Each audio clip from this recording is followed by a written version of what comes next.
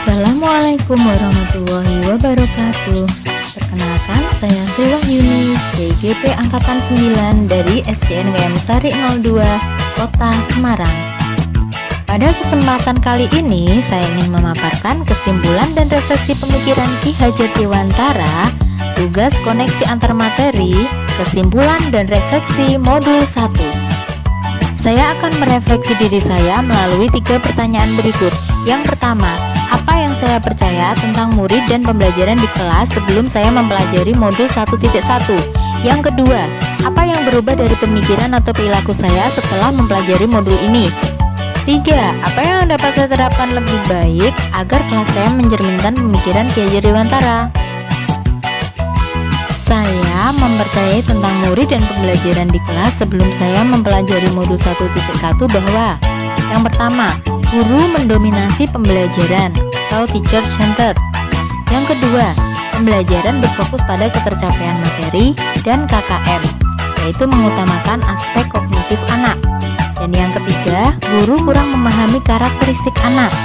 Yang keempat, siswa pasif dan motivasi belajar siswa rendah. Dan yang kelima, suasana kelas yang tertib, tenang, dan anak-anak yang memahami materi adalah fokus utama guru.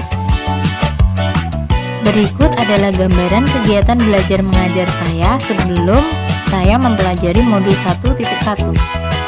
Pembelajaran berpusat pada guru. Siswa hanya duduk diam, mendengarkan, dan menyimak. Penilaian hanya mengutamakan aspek kognitif.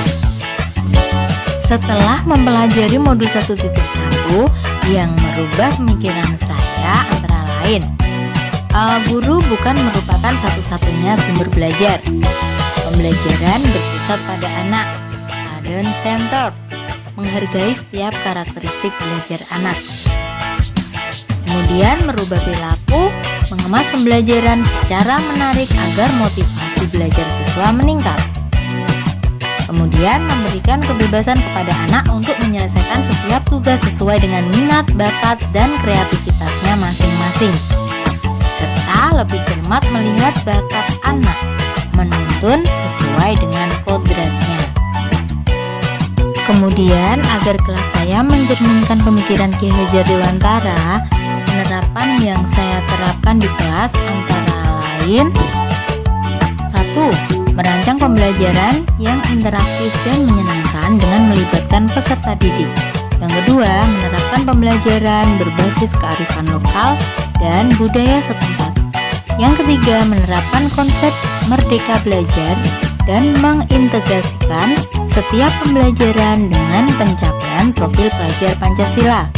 Dan yang keempat, pembelajaran yang mengutamakan aspek budi pekerti. 5. Menerapkan sistem AMONG, pendidikan yang menuntun bukan menuntut. Kemudian berikutnya, pembelajaran yang sesuai dengan kodrat alam dan kodrat zaman. Dan yang terakhir, mengintegrasikan permainan dalam pembelajaran.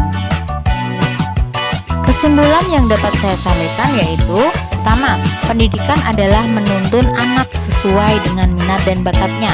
Kedua, pendidikan bukan hanya ilmu akademis saja, namun perlu penanaman budi pekerti yang baik. Dan yang ketiga, pendidikan sejatinya adalah berhamba pada anak. Demikianlah pemaparan saya tentang koneksi antar materi, kesimpulan dan refleksi modul 1.1. Mohon maaf jika ada salah kata dalam penyampaian. Salam dan bahagia. Wassalamualaikum warahmatullahi wabarakatuh.